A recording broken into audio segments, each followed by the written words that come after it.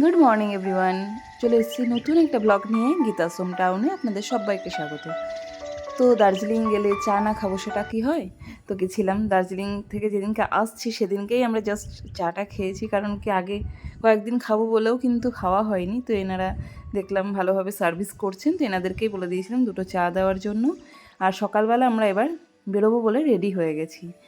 তো দেখুন, ঘরের মধ্যে বিছানায় টিছানা সব পড়ে আছে, ওদিকে ব্যাগগুলোও রাখা আছে, গোছানোই হয়ে গেছে, জাস্ট মুখগুলো লাগবে।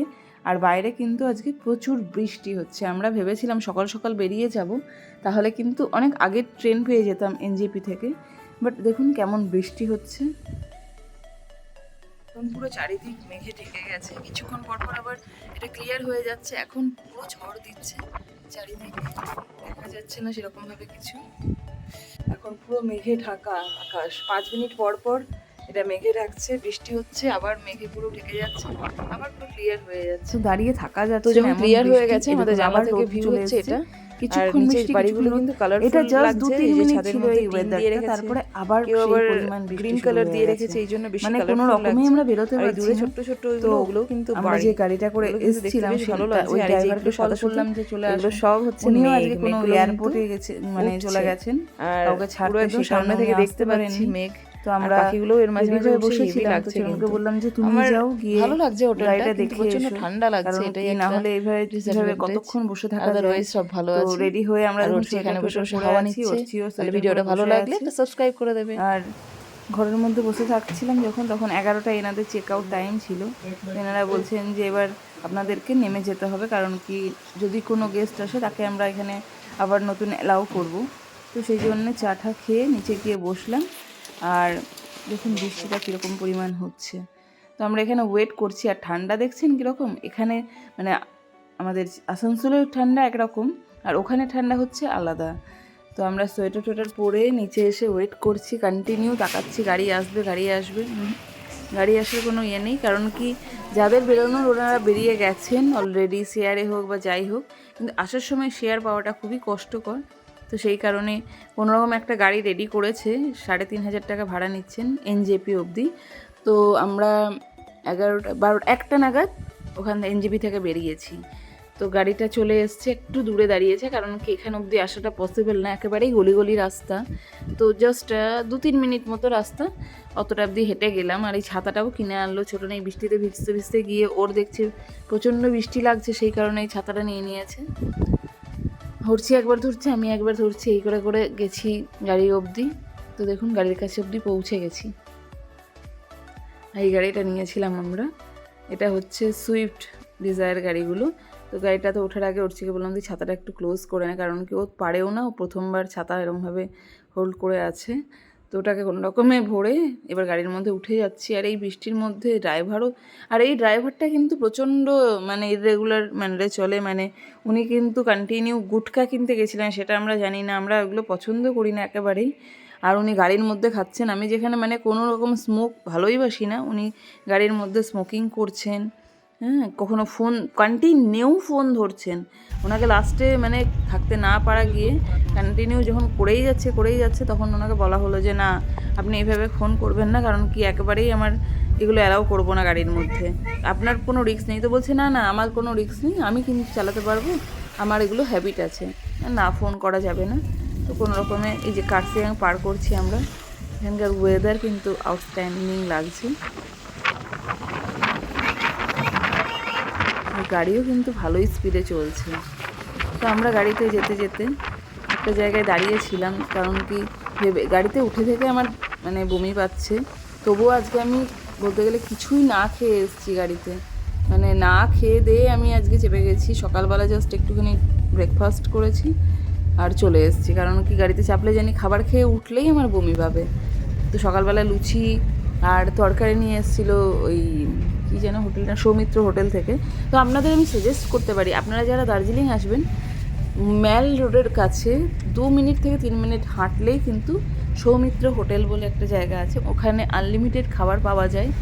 ব্রেকফাস্ট 80 টাকায় আনলিমিটেড, দুপুরবেলা 130 টাকায় ভেজ খাবার যেটা আনলিমিটেড, তারপরে আপনারা এক্সট্রা ডিম মাছ মাংস নিতে পারেন। তো লুচি দিয়েছিল আমাদেরকে, প্রায় 20-25 খানা লুচি দিয়েছিল 160 টাকাতে। আমরা 2 প্লেট যেহেতু নিয়েছিলাম, তো এখানে কিন্তু অবশ্যই আসতে পারেন, এনাদের বিহেভিয়ারও প্রচণ্ড ভালো, সব কিছুই ভালো এনাদের। তো ওখানে থেকে খাবার খেয়ে একটুখানি লুচি খেয়ে বেরিয়ে গেছিলাম, তাও হালকা হালকা বমি পাচ্ছিলেন। তো আমরা দেখলাম যে না, আমি দেখলাম যে আমার পক্ষে আর পসিবল না, কারণ কি আমি এক জায়গায় খাবার খেতে নেমেছিলাম, সেখানে নেমে কিন্তু মানে খাবারটাকে খেয়ে আমি খাওয়ার পর থেকেই অলরেডি আমি নিচেই বমি করতে লেগেছি। তো গাড়িতে উঠিনি তখনও, আমি ডিসিশন মানে নিলাম যে আমি সামনেই বসবো, কারণ কি পিছনে বসলে আমার বেশি বমি হবে। পড়ছি বললে আমার কোনো অসুবিধা হবে না, আমি পিছনেই বসছি। তো আমি সামনে বসে পুরো এনজেপি অবধি এসেছি। তো আর এনজেপি অবধি রাস্তা কিন্তু পুরো ক্লিয়ার ছিল, কোনো মেঘ বৃষ্টি ঝড় ছিল না। আর এখানকার তো এই গাছপালাগুলোই দেখার মতো, অসাধারণ অসাধারণ, এগুলো দেখার মতো। এখানে আসার মানুষের একটাই কারণ হচ্ছে যে প্রকৃতিটাকে দেখবে, কারণ কি আমরা যেভাবে গাছপালা কেটে একেবারে শেষ করে দিচ্ছি, যেভাবে বিল্ডিং উঠছে, এখানে তো প্রায় গাছপালা দেখাই যায় না বললে চলে। কারণ কি সব বিল্ডিং মানে রেডি করবে, সেই কারণে একমাত্র আমাদের উদ্দেশ্যটা কিন্তু এই প্রকৃতিটাকে দেখার জন্য কীভাবে কীরকমভাবে রয়েছে। তো এখানেও গাছপালা কাটা হচ্ছে, এত যে রাস্তা তৈরি হচ্ছে, এত যে মানে মানে ইনকামের একটা জিনিস বানানোর জন্য ওরা হোটেল বানাচ্ছে বা যাই বানাচ্ছে, মানুষ গিয়ে থাকবেই বা কোথায়, না হলে কিন্তু কিছু একটা ব্যালেন্স করার চেষ্টা করা হচ্ছে। তো এইভাবেই আমরা এনজেপি অবধি পৌঁছে গেছি। যাই হোক, ওখান থেকে একজন ছোটনকে দিয়েছিল ছানা বড়া, বহরমপুরের মানে বিখ্যাত নাকি ছানা বড়া। তো আমি জানতাম না ম্যাটারটা কী, তো ভেতরে খুলে দেখছি, আমরা যেটাকে গোলাপ জামুন টাইপের বলি, তো এটাকে ছানা বড়া বলে। তো ছানা বড়াগুলো দেখুন, আউটস্ট্যান্ডিং, আমার দেখেই লোভ লাগছে। আমি দুটো খেয়ে নিয়েছি ট্রেনের মধ্যেই, আমরা এসি ট্রেন আমরা বুক করে নিয়েছিলাম, উনি লেপ কম্বল দিতে আসছেন সব ঢাকা নেওয়ার জন্য। আর উঠছি এখানে গোলাপ জামুন মানে সরি ছানা বড়া টেস্ট করছে। আর 10খানা মতো ছানা বড়া দিয়েছিল। আর অলরেডি এটা সিরিয়াসলি এটা ছানা দিয়েই তৈরি, কারণ কি এটা খেতে অসাধারণ। আমি এটা পুরোটাই প্রায় মানে ওরচি শেয়ার চাই, আমি ওরচিকে একটু কম কম দিয়ে আমি বেশিরভাগ খেয়েছি। আর 3টে নিয়েছিলাম মা বাবা আর বোনের জন্য। বোন আজকে এসেছিলো আমাদের বাড়িতে, কারণ কি ওর ডিউটি ছিল নাইট, ও কালকেই আসতো, কারণ কি ওর কালকেও ডিউটি ছিল, আবার আজকে মর্নিং থেকে ডিউটি ছিল। আমি কালকে ছিলাম না বলে ও হোস্টেলেও যায়নি, ও বাড়ি চলে গেছিলো, আজকে চলে এসেছে আমাদের বাড়ি। আর ওকেও একটা ছানা বড়া দিয়েছিলাম। এই আমরা পার করছি হচ্ছে এই বর্ধমানের রাস্তাগুলো, মালদা থেকে চেপে এই রাস্তাগুলো পার করে, মানে রাস্তায় কিন্তু ওনারা এসিটা যেটা দিয়েছিলেন, এসির মানে ইয়েটা ঠিকঠাক ছিল, মানে ঠান্ডাও লাগেনি গরমও লাগেনি, একটা ভালো ওয়েদারের মধ্যে চলে এসেছি। কিন্তু আমরা যাওয়ার দিন ফিল করেছিলাম যে জেনারেলে গেলে কি মারাত্মক টাইপের কষ্ট হয়। আমি তো থাকতে পারছিলাম না, যদিও আমরা রিজার্ভেশন নিয়েছিলাম চেয়ার কারে, কিন্তু মানে কোনো ইয়ে ছিল না, এসি ছিল না। তো আমরা বলছিলাম ওনাকে যে আমাকে এসি করে দিতে পারবেন, তো ওনারা বলছেন কিছুটা 2-3টে স্টপেজ অবধি এসি দেবেন, তারপরে আবার আমাকে আমার কামরায় ফিরে আসতে হবে। তো আমি বললাম না, যদি আমাকে পুরোটা দিতে পারে তাহলেই যাব, না হলে আমি এইটাতেই চলে যাচ্ছি একটু কষ্ট সহ্য করে। তো এসিতে আসার সময় এসিটাই বুক করেছিলাম, জানা ছিল যে টেম্পারেচার কীরকম হাই, ওখানে বসাটা একেবারেই পসিবল না। তো দেখুন এই রাস্তাগুলো পার হয়ে বাড়ি চলে আসবো অনেক দিন ধরে। তো ওখানকার কয়েকটা ফটো আপনাদের দিয়ে দিই, কারণ কি এই ফটোগুলো কিন্তু অসাধারণ লেগেছে আমার। আমি এই ফটোগুলো ক্লিপগুলো নিয়ে রেখেছিলাম দার্জিলিংয়ে। এখানে যাওয়ার পথে এটা ম্যাল রোড, আর এটা কার্সিয়াং, আর এটা হচ্ছে মিরিকে ফ্রুটস খাচ্ছিলাম লেকের ধারে, এই ফটোগুলো। চলুন আজকে ভিডিওটা এখানেই শেষ করছি, সকলে ভালো থাকবেন।